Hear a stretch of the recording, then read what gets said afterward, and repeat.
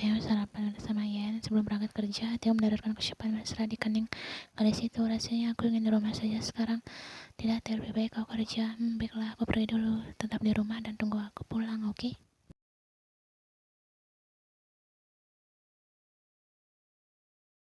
Yan menganggukkan kepalanya lalu melambaikan tangannya kepada Theo. Yan merasakan rumah tangganya yang sesungguhnya. Walaupun Theo belum mencintai Yan dengan sepenuhnya, Yan bahagia bisa merasakan perlakuan manis lelaki itu.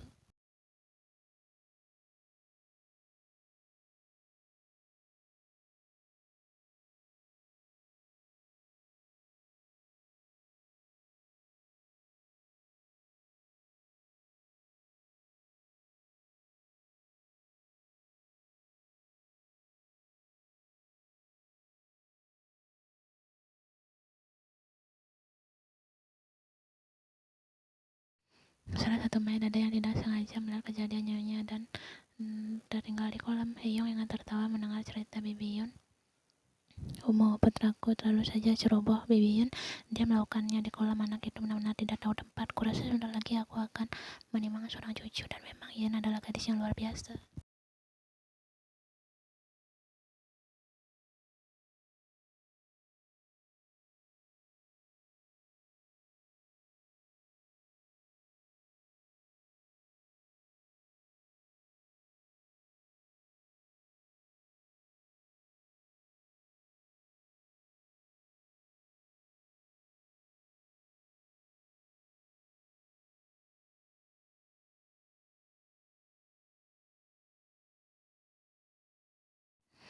Tapi lihat saja, Joko tidak akan menyerah begitu saja. Walaupun Yan sudah tak oleh Theo, sekalipun Joko tidak akan mundur.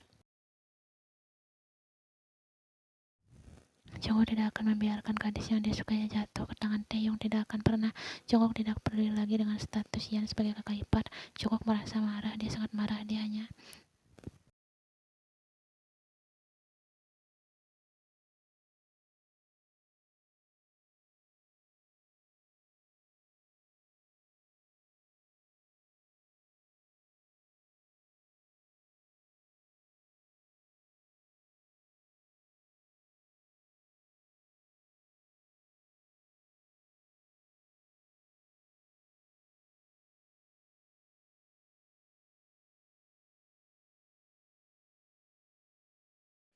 alhasil Taeyong pulang ke rumah. Saat larut malam, Taeyong membuka pintu rumahnya. Dia menemukan Yan yang ketiduran di ruang tamu dengan posisi tidak ditambah televisi yang masih menyala.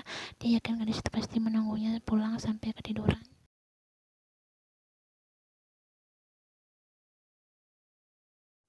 Taeyong tersenyum. Dia mendekati Yan yang sedang tidur dan memperhatikan wajah cantik itu dengan seksama. Maaf aku pulang terlambat. Sebuah kecupan manis didaratkan oleh Taeyong di kening istrinya itu.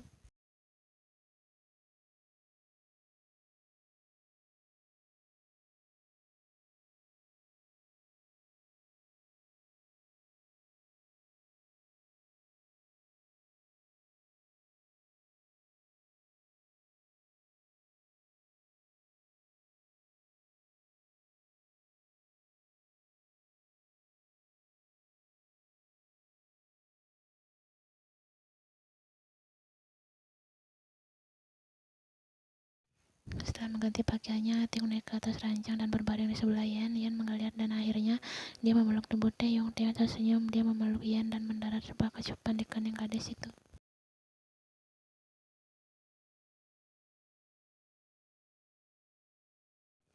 Seperti biasa, saat pagi hari, Taeyong dan Yan melakukan acara mandi bersama karena Taeyong dan langsung menariknya ke kamar mandi. Setelah acara mandi bersama yang memakan waktu hampir 1 jam itu, Taeyong menggendong Yan keluar dari kamar mandi.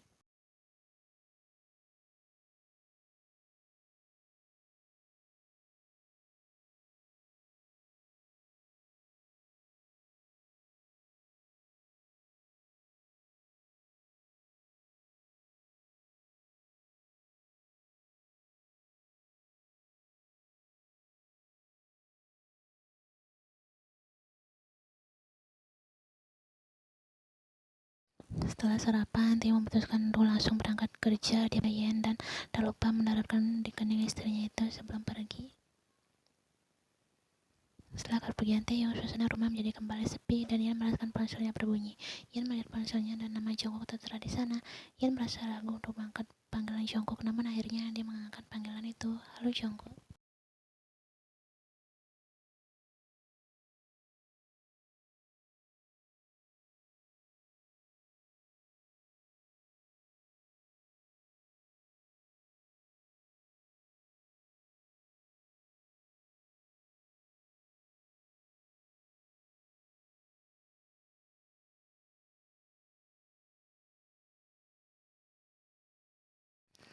Ian, aku minta maaf soal kejadian tempo lalu. Seharusnya aku tahu keterlaluan seperti itu.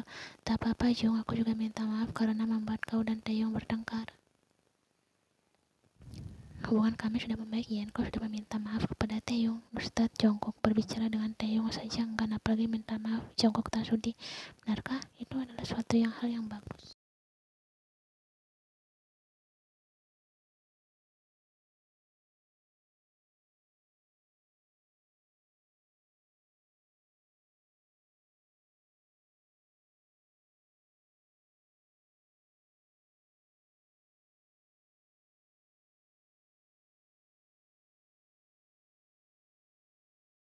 Benarkah? Kurasa kau sangat bahagia sekarang. Aku dengar kalian liburan di villa hutan. Ian merasa terkejut. Dari mana Jongkok tahu hal itu? Jong, dari mana kau tahu?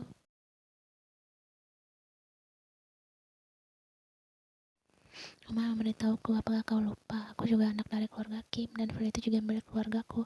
Ian menutupi kebodohannya dengan bertanya ulang. Walaupun Jongkok merasa cemburu, tapi dia merasa bahagia bisa melihat kembali wajah Ian, gadis yang disukainya. Jongkok sangat merindukan Ian.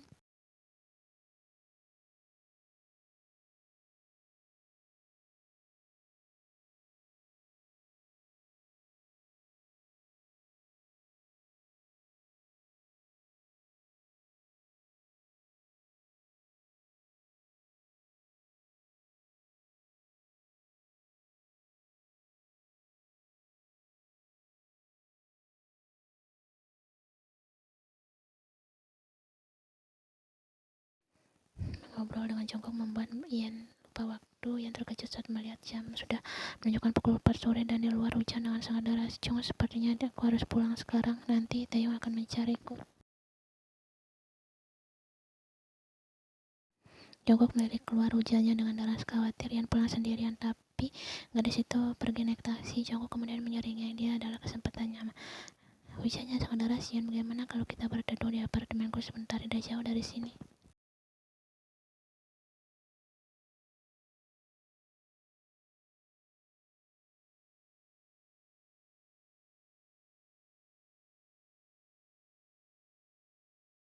Jangan khawatir, Ian. Aku bisa menjelaskan semuanya kepada Taeyong. Jika dia benar menyayangimu, pasti dia akan mengerti. Jadi jangan khawatir, oke? Okay? Akhirnya Ian mengalah dan ikut naik mobil Jongkok, dan Jongkok membawa Ian menuju apartemennya tidak jauh dari letak kafe tersebut. Cuacanya sangat mendung.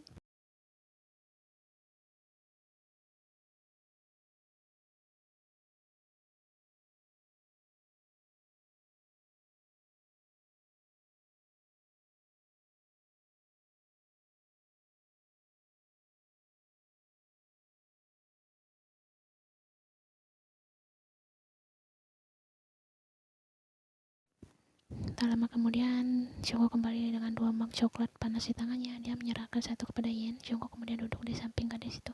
Terima kasih, Jong. Ian menyesap coklat panasnya. Kau tinggal di sini.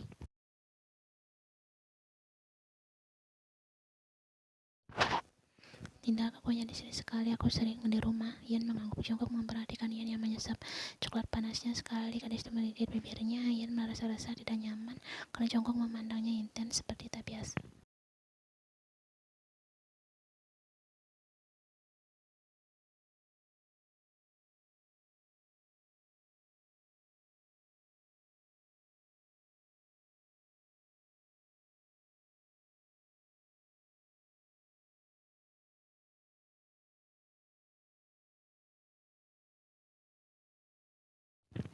Jika kau tidak mau menjawabnya, tak masalah, aku tak memaksa. Kami belum melakukannya. Jongkok terkejut langsung menatap Ian. Dia merasa perasaannya lega. Jadi Taeyong belum menyentuh Ian sejauh itu. Kenapa? Bukankah itu emang kewajiban? Kau benar, tapi aku tidak bisa, Jong. Aku tidak bisa menyerahkannya begitu saja kepada pria yang belum pasti mencintaiku. Ucap Ian lirih.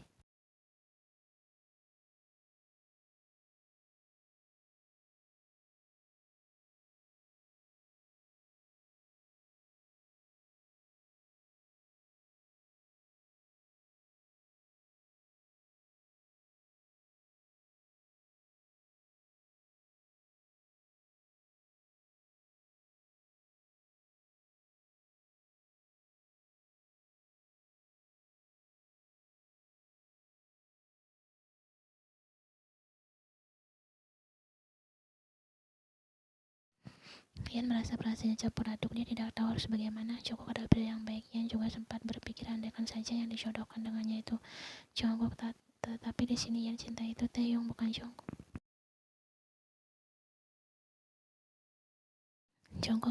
Jungkook menggenggam tangan Yan. Dia menatap iris coklat itu. Jungkook tahu Yan mencintai Taehyung, namun bukankah perasaan seseorang itu bisa berubah kapan saja? Dan bukankah cinta bisa datang karena terbiasa?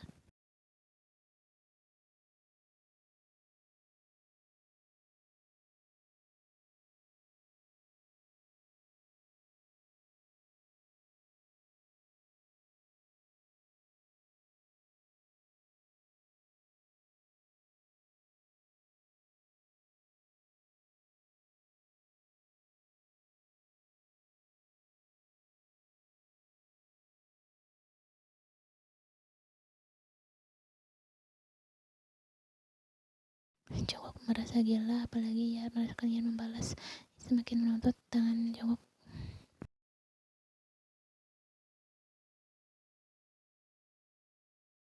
Namun Yan sadar bahwa Yan ini tidak benar. Yan yang sudah kembali ke alam sadarnya langsung menepis tangan Jungkook.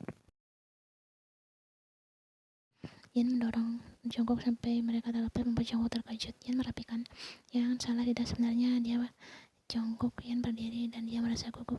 Aku pulang sendiri saja, tidak usah mengantarku.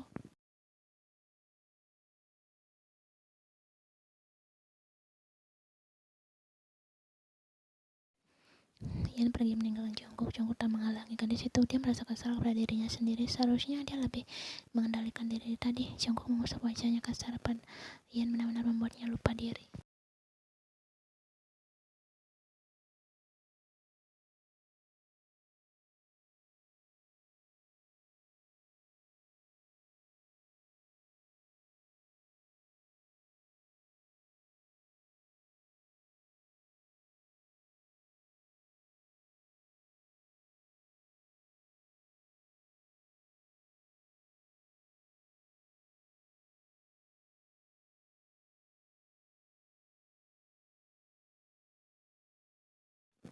Ada yang merasa kecewa, padahal dia baru saja berusaha memperbaiki semuanya. Baru saja semuanya membaik. Apakah Yan masih meragukannya? Sepertinya keputusanku untuk memilihmu adalah hal yang salah, Jung Yan.